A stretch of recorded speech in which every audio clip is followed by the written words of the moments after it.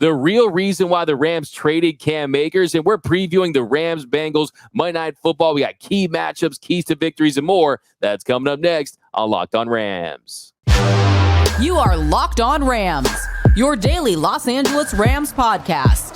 Part of the Locked On Podcast Network, your team every day.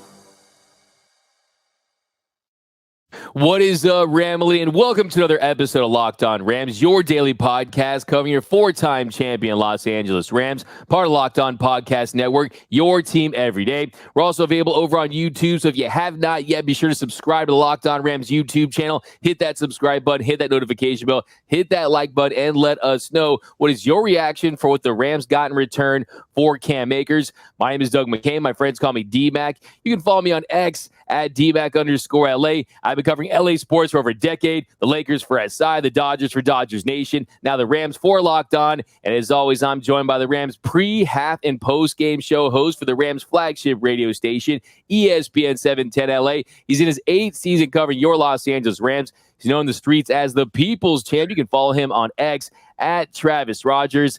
And just a reminder that today's episode of Locked On Rams is brought to you by Gametime. Download the Gametime app, create an account, and use code LOCKEDONNFL for $20 off your first purchase. Last-minute tickets, lowest price guaranteed. Now, on today's episode, we got keys to victory for the Rams versus Bengals Monday Night Football showdown. Then we got key matchups coming up in our second segment. But first, the Rams trade Cam Akers. The Rams traded Cam Akers to the Minnesota Vikings for a swap of 2026 draft picks. The Rams received a future 6th-round pick for Akers and a 7th. Rams also saved $1.29 million in cap space by dumping Akers, the same amount they would have recouped if they had just cut him. And also the conditions of the 2026 conditional pick swap. Akers must combine for 500 yards rushing and receiving for the picks to count. So, Travis, first, you said it best. You said it was like basically putting your couch on the side of the road and basically saying it's for free. They didn't get much in return for Cam Akers, but I think it was the ultimate addition by subtraction. Yeah, so if this is the couch by the side of the road that you offered all your neighbors and passersby and nobody takes it, the city finally came by and picked it up because it was an eyesore.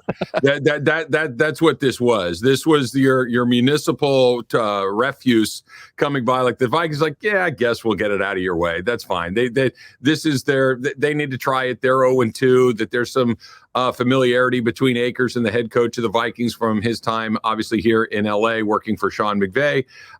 It's fine. I don't mean to be overly dramatic with all of this, but good riddance. You know, this is something I think that the Rams have done very, very well. When they realize that it's time to move on from a player, they do it, and they do it quickly. And this is kind of the exception to the rule where they brought him back last year, where they brought him back after what they went through a year ago when it didn't work out and he was sent home for a period of time. And they realized, you know what, that's not the right way to do it. Let's not do it again. Let's not go back and forth. They got they got something, which I guess is better than nothing, but the Cam Akers era is over in Los Angeles, and I'm sure we'll all remember it quite fondly. Yeah, you look at where he was in his career, and he just didn't fit with his team. I mean, if you looked at this current roster, they're just kind of looking towards the future. I mean, I think it was very interesting, some of the messages that Sean McVay's been sending. We talked about the one with Puka Nacua, epitomizing what it means to be a Ram. He also said Ernest Jones checks off all the boxes. So I think this is about Rams culture of holding that. And look, at the end of the day, he just was not effective in this system. You look at his inability to pick up blitzes and pass protect. You look at his inefficiency on the ground. We're talking about someone averaging 1.6 yards per carry. So look, let's be honest, whatever problems he presented from a locker room standpoint, if he was good, if he was a superstar, you could live with that. The reality is he's mediocre. He was not someone who was effective. And I think that it was time to move on. They gave him multiple chances to really find his way in this offense, and he just wasn't able to do it. You know, I think you said a couple of things right there, D-Mac, that I want to kind of jump on right there. Number one, let's start with the multiple chances. I think that Sean McVay just demonstrated how good of a coach he is. That never mind that he knows where to put the quarterback, or he knows how to create an offense, or he's a good play caller, or he knows where to go on third down. And we know he's good at that, right? He's established himself as that. We know that he's good at building culture. We know that he's good at establishing an identity of his football team. But I think the Cam Akers thing also illustrates something very clear, that he's willing to be reasonable, but to a point. Right? You can't challenge the head coach. This is one of these things that he made it very clear. He's in charge of that program, and he's really in charge of the program when it comes to guys, to your point about not being particularly productive. If Aaron Donald wants to get into a standoff with Sean McVay, that's a different animal, right? If Cooper Kupp or Matthew Stafford or one of those guys weren't on the same page, there might be a little bit more give and take between the coach and the star player.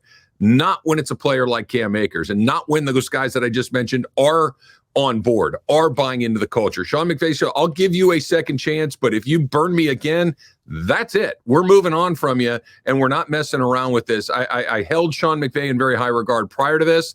I continued to. I think it was the right decision, and I think that everybody else in that locker room, everybody else that works for that team understands that, look, we do this a certain way, and if you don't want to do it, okay, but you're not going to get to do it here for very long. They moved on. I like it.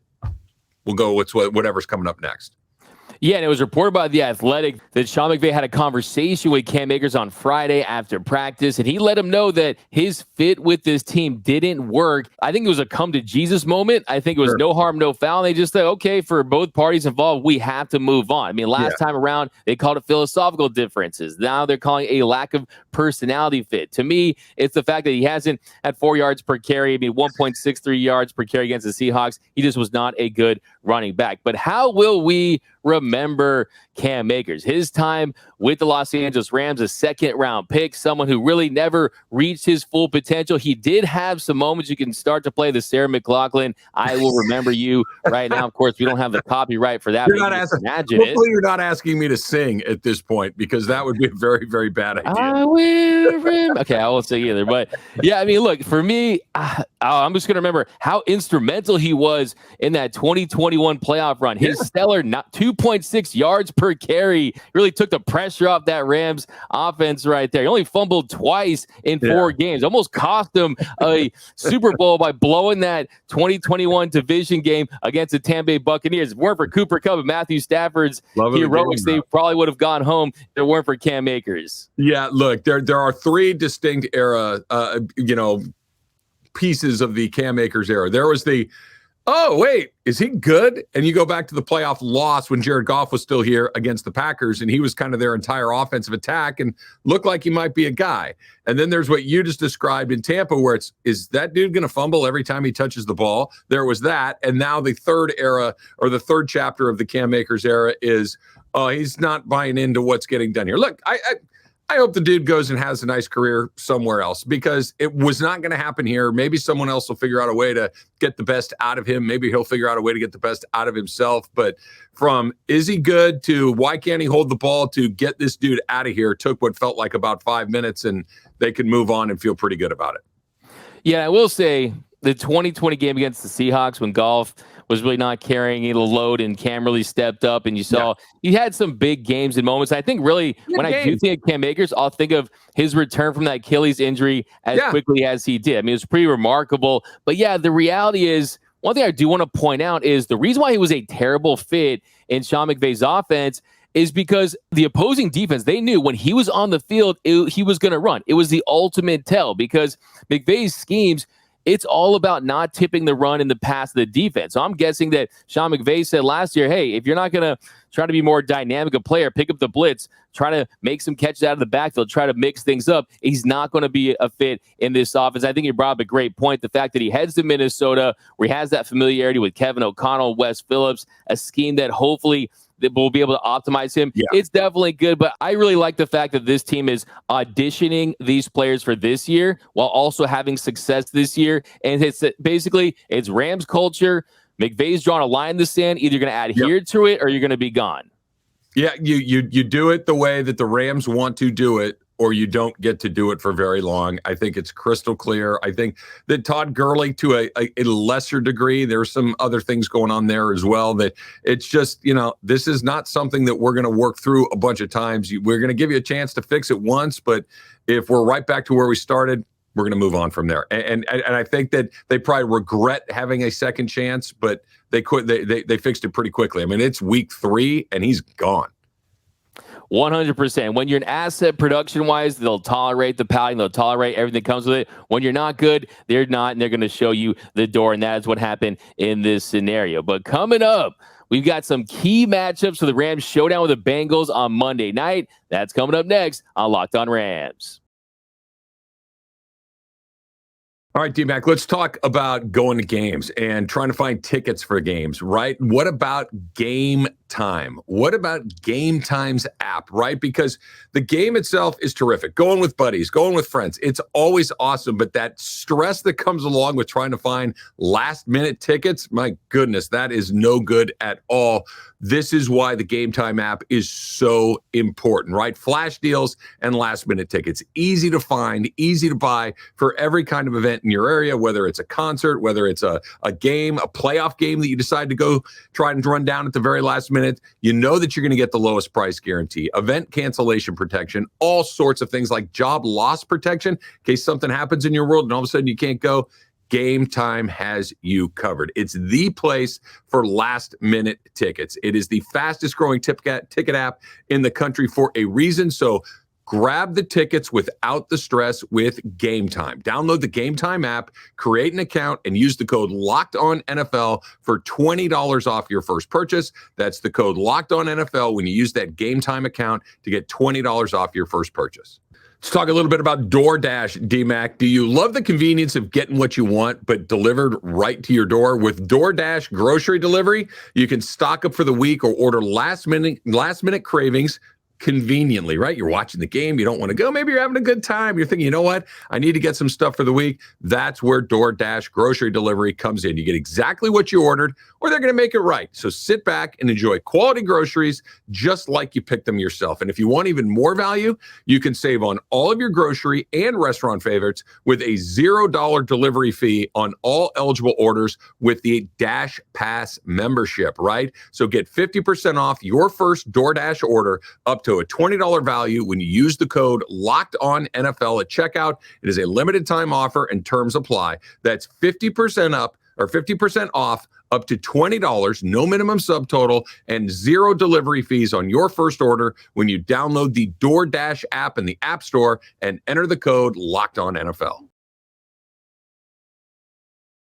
And we're off and running here on Locked On Rams. Thank you for making Locked On Rams your first listen every single weekday, free and available wherever you get your podcasts. Locked On Rams, part of Locked On Podcast Network, your team every day. And we want to send a special shout out to our everyday listeners out there watching every episode, listening to every episode. We appreciate you. You can join the Everyday Listeners Club too. Membership is 100% free, and you won't miss a thing about your Los Angeles Rams. Now, Travis, here in our second segment, I got to tell you a quick story real quick. When I was doing the Rams pregame or post-game show the other day, I had an everydayer from Hawaii come up to me at the event that I was doing in the Rams postgame and say that he is an everydayer. So I know that they're out there. I know that they listen. And I can't tell you how much both Doug and I appreciate you guys doing it every single day.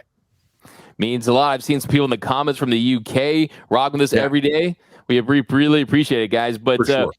In our second segment, though, Travis, let's dive into some of these matchups. I think the first key matchup I'm looking at, though, is Darion Kendrick versus Jamar Chase. Now, sure. Jamar Chase, an elite receiver, we know that, but he's gotten off to a slow start, as has this Bengals offense. And the Bengals, they like to move their receivers around. And you got Chase and Higgins. You'll see them play on both sides in different formations. Whereas the Rams, you've seen them keep their corners on the same side. See Kendrick on the right, Akella Witherspoon on the left. But Kendrick is going to have to defend both Chase and Higgins. He's going to have to provide consistent coverage. He can't cause those penalties. We saw the penalty that was so costly against the 49ers, against Deebo Samuel late in the half. You saw him get in the spin cycle with DK Metcalf. So it's another big test for Darion Kendrick versus an elite wide receiver. I want to go back to something you said there, Doug, because I think you used a phrase that scares me to death, right? What I really don't like hearing when my team is about to go into a place is a really good player who's off to a slow start, because what that means is it's coming. What that means is that a good player does not have 2 bad games in a row. They really don't have 3 bad games in a row. The longer the bad stretch goes, the more scary they get. I'll go back to when the Dodgers were playing the Atlanta Braves in the NLCS a few years ago. Freddie Freeman struck out 7 times in a row. I'm like, this is bad. Trust me, you do not want him to strike out 7 times in a row, because that means 7 doubles in a row are coming. This is what Jamar Chase is for me right now. The guy that is off to a slow start, the guy that is a great player, and the guy that's just a matter of time until he breaks out. Now, the good news is the Rams secondary has been pretty good. Like you talked about, there's been some penalty issues, last week, but that's going to happen occasionally, unfortunately. But more or less, the Rams secondary has been able to stand up with no Joe Burrow, potentially at least. I don't know if Jake Browning is the guy that's going to unleash Jamar Chase. Maybe he is, maybe he isn't. But the really good player, and Jamar Chase is that. He is a really good player who's off to a slow start. Scares me to death.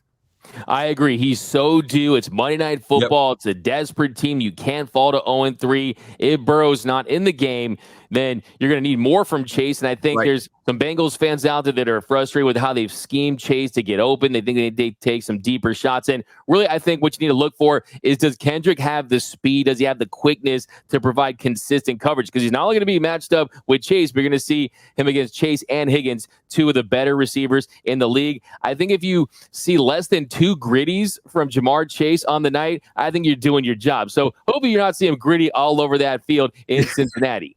Yeah, I don't need multiple gritties. That just generally, like in my life, I don't need it, but I really don't need it on Monday Night Football. That's just not I get enough with my kids when they go to get a sandwich in the kitchen that they're doing the gritty on the way in. I get plenty of it. I don't need to see Jamar Chase. The way that you control him a little bit better, the way that you neutralize him, you got to get to whoever the quarterback is. Maybe Burrow is limited with his mobility. Maybe Jake Browning isn't quite ready. But one thing we haven't seen a ton of is the Rams' ability to pressure the quarterback consistently, right? We know Aaron Donald was very quiet last week. He didn't have a single pressure. He didn't have a single tackle along the way. You're going to have to get pressure on the quarterback if you want your secondary to stand up, and that's something that the Rams have had limited success in so far. I'd like to see more of it come Monday night. Absolutely. And Travis, I just want to put this out there, put this on record. If the Rams win the Super Bowl this year, you will be down to do a gritty. Done. 100%.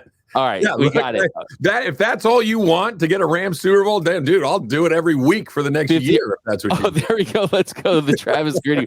Watch out, Mike Gesicki. So next big key matchup, though, Puka Nacua versus Mike Hilton. Now, Puka Nacua, I don't know if you saw this earlier in the week, but it was reported that Puka has joined the Breakfast Club with Matthew Stafford and Cooper Kupp, studying film, just being a sponge. And he's someone who's been fantastic. It's well known the success he's had. 25 catches for 266 yards. That ranks first in the NFL in receptions, second in receiving yards, rookie of the week, third best odds to win rookie of the year behind Robinson of the Falcons and Richardson. But Hilton, he's been the Bengals' primary slot defender. Nacua, he's gotten open with ease really throughout the first 2 games of his career. And if you look at some of his numbers, 114 catches, 114 of his receiving yards have come after the catch, 63 have come after contact. That leads the NFL. So I think, one, does he get open as easily as he has in the first 2 games? And we see that yards after catch? So I'm going to use another baseball analogy here. I know you're a Dodger guy. I'm a Dodger guy. I know a lot of our audience are Dodger people as well. When we talk about Nacua, you know what it reminds me a little bit of? James Outman, the guy that showed up and just killed it right out of the gate. And when Outman, the league adjusted to him, he dipped back down again, right? But what have we seen over the last month or 2? He's coming back up, and he looks like the guy we saw at the beginning of the season. This is what's so exciting about Puka Nacua. That Puka Nacua, eventually a defense is going to game plan to stop him. So now what? Now that they figured out what you like to do, now that they figure out what you do well, what is that move back? How do you readjust? How do you come back out of the lull and become the player that you were before people were game planning for you?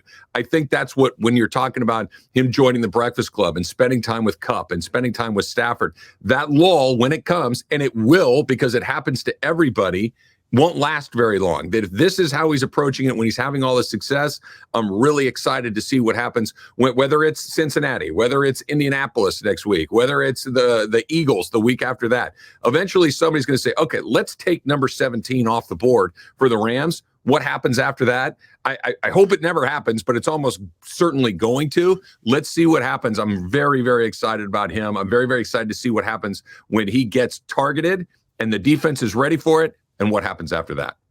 And you mentioned those targets. He's the NFL's leader right now in targets with 33, catches with 25 through 2 weeks, trailed just Justin Jefferson in yards, like I just mentioned. But one thing I'm looking at is how will they scheme against him? I mean, they have 2 weeks of film on him, 2 games of film. They know that he's pivotal to their offense, especially with Cooper Kupp out. Will you see them use a safety? Will they drop a safety on him? Will you see some bracket coverage with a linebacker potentially? I think if you look at some of his next-gen NFL charts, they're using him all around the field, but I think that they know that he's the key to their success, especially because he's their most consistent receiver, strong hands, can fall forward, and you're not getting much from Van Jefferson. So, well, there you go. I just real quick, D-Mac, that's when that happens, if it's pre-Cooper Kupp's return, if it happens on Monday night, if it happens in week 4 against the Colts, you're going to have to get more from Van Jefferson. You're going to have to get more from Tyler Higbee, that somebody who really has not been a part of the offense so far is going to need to be, because Tutu's carrying his part.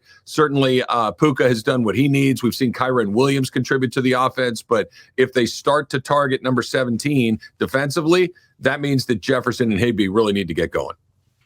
Yeah, 100%. They needed to have him step up in a big way. I think with Cooper Kupp out, this is Van Jefferson's opportunity, and that opportunity is starting to run out. So they're going to need him to try to seize that. But I'm still looking for another big game from Puka Nacua. Now, my next big matchup, Byron Young versus Orlando Brown. Now, we've talked a lot about Puka Nacua. We talked a lot about Steve Avila. I feel like we haven't talked enough about Byron Young just because he's looked really good, too, on the defensive side of the ball. Outside of Aaron Donald, he's been the Rams' most consistent and most effective pass rusher this season. I think his speed, his athleticism, his motor, that's going to make it a tough matchup for any lineman to deal with. And Orlando Brown, for the Bengals, he's been really good. He's allowed just 4 total pressures, 0 sacks this season. He's posted a pass blocking grade of 72.1. So if Byron Young can build on that momentum and get to the quarterback and just be a beast on defense, that's going to be huge. Yeah, look, you said it during our crossover episode with Locked On Bengals the other day that I want to see the Rams start to take the ball away. And the way that starts is by putting pressure on the quarterback.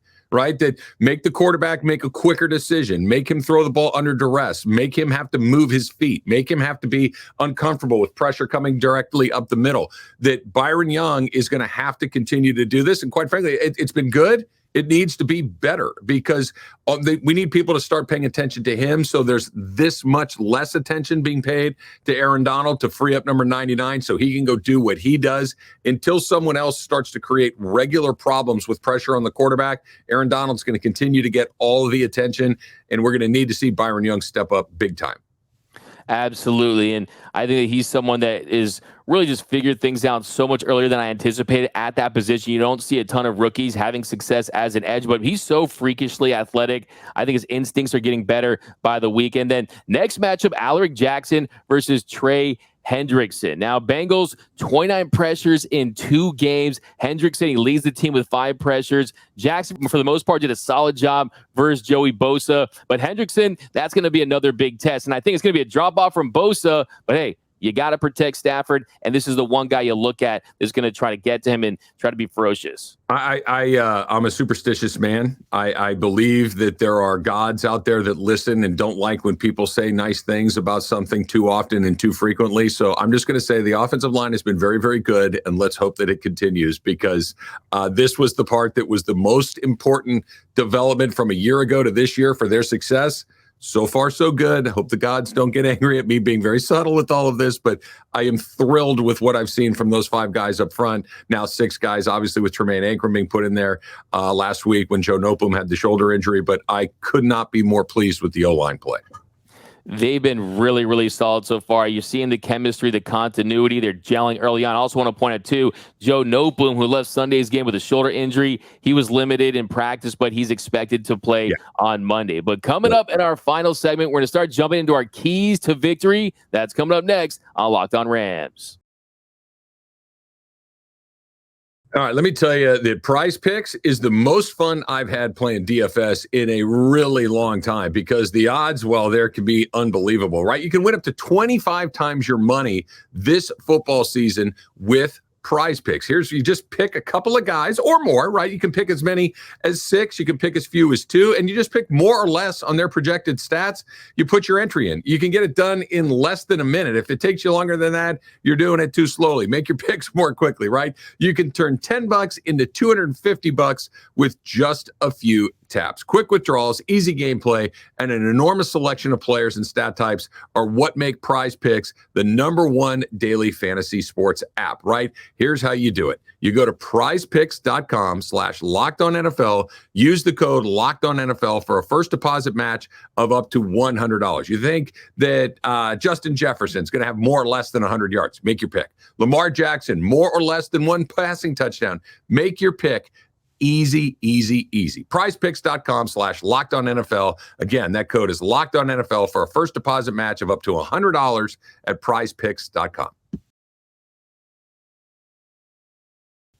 And welcome back to Locked On Rams. Thank you for making Locked On Rams your first listen every single weekday, free and available wherever you get your podcast. Locked On Rams, part of Locked On Podcast Network, your team every day. Now, Travis, here in our final segment, we're going to start jumping into our keys. We're going to do a 2-part series. We're going to roll this over to Monday's show. We have to start with the #1 key for me, and that is that the revenge tour for Matthew Stafford continues. I think I'm still looking at that 75 Madden ranking that was 1 point higher than rookie Bryce Young, which was disrespectful. He needs to continue to have that success, needs to continue to be efficient, find his guys, the Cooper Kupp out, and you need to protect Matthew Stafford. Matthew Stafford, look, nothing would make me happier than if he's just seething internally. You guys think that I'm done with this, and you guys think that I want to go into retirement, that I will show you. I would love to see it.